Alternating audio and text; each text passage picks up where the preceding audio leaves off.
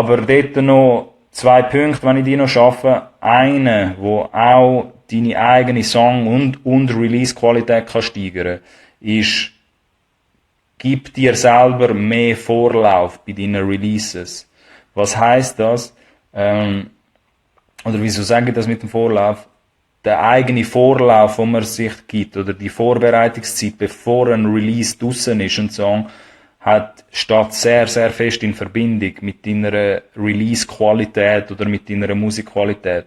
Weil es geht darum, die Sache ein bisschen zu entschleunigen und sich selber ein bisschen mehr Zeit und Geduld zu geben bei dem Ganzen, wo auch ultimativ deiner Qualität zu tragen kommen oder auch helfen wird.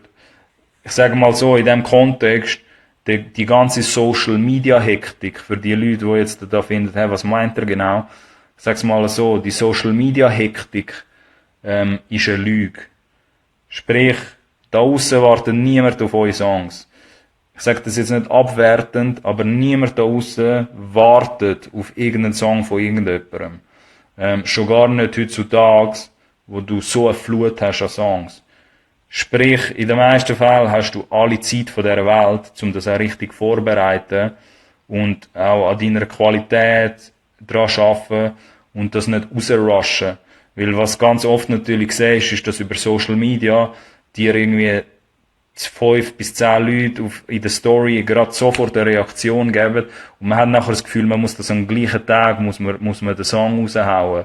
Aber meistens ist das eben das Glücksgefühl, das man bekommt, haltet nachher für 1, 2 Tage, wenn man jetzt so einen Song-Release würde rushen und nach diesen 2 Tagen erkennt man, man hätte jetzt können, das ist jetzt ein bisschen halbherzig gewesen, wie man den Song gedroppt hat, weil er ist so ein bisschen halb fertig gewesen. Und man hat einfach in das reingefüttert, die Schnelligkeit von Social Media.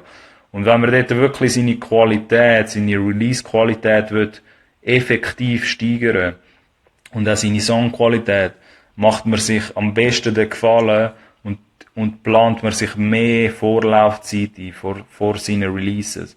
Das hat nicht nur etwas mit Organisation und Planen zu tun, sondern auch, dass man dort wirklich nicht so in den Gedanken reinfüttert, dass so, 3 Leute haben mir kommentiert, ich drop den Song gerade heute Abend, auch wenn der zweite Verse noch nicht richtig fertig ist.